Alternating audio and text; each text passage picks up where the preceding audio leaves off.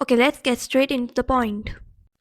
Have you ever thought of learning Japanese just by watching or listening, or maybe in a way in which you don't have to drain too much energy? Well, guess what? You're not alone if you think that way. Because I used to think the same when I started learning Japanese until I came across how to learn Japanese the lazy way. Let's start with the grammar part first. Okay, hear me out. This is the most common mistakes which beginners do while self learning.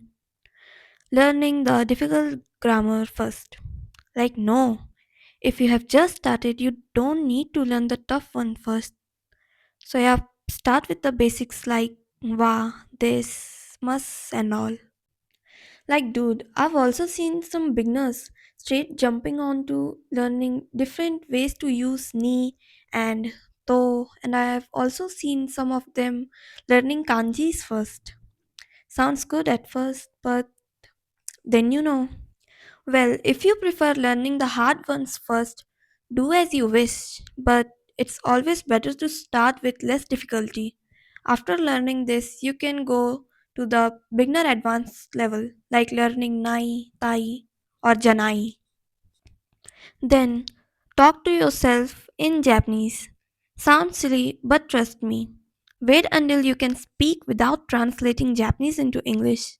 If you can do so, congrats, because that's the hardest part of learning any language.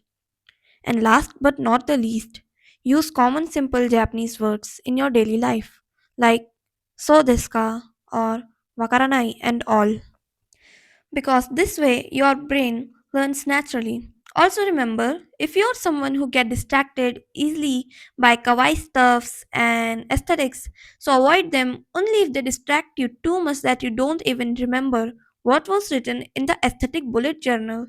But again, if you are someone who can't live without aesthetics, or you are the someone who feel like their life is colorless without kawaii stuff, then yeah, you should probably learn in a way in which you feel it's easy to understand.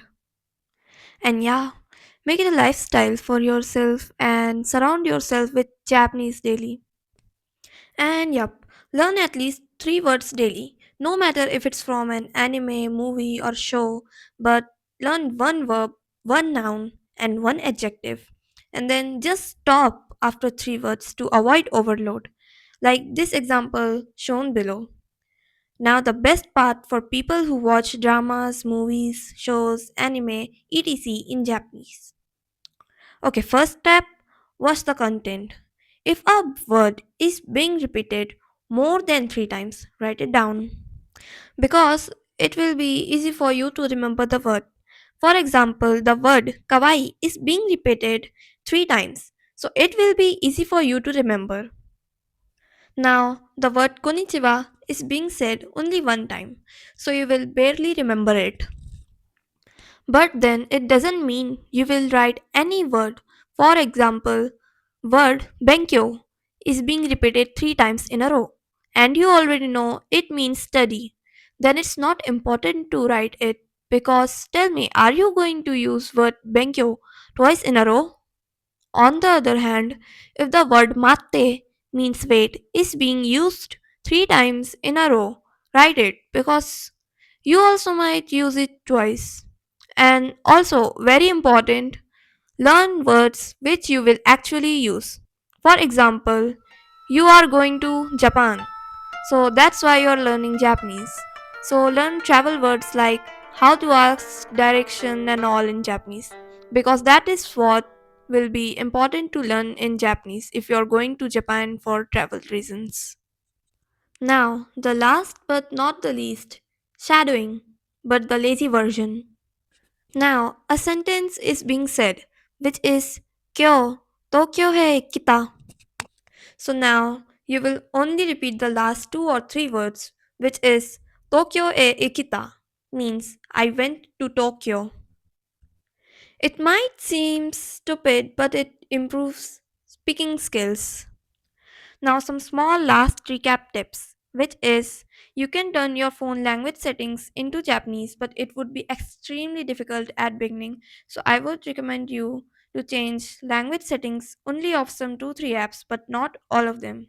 As for me, I've changed the language settings into Japanese for Sakura School Simulator and Extreme Car Driving Simulator. You can also watch videos and all in Japanese subtitles and follow couple of Japanese people to stay connected to the target language. And also watch Japanese memes. By this way you can enjoy and learn at the same time. And the three-word rule which I've already explained you. You can also watch my videos for learning Japanese since they are easy to understand and effective. So yeah, that's it for today. We'll meet at next video. Till then, Jane.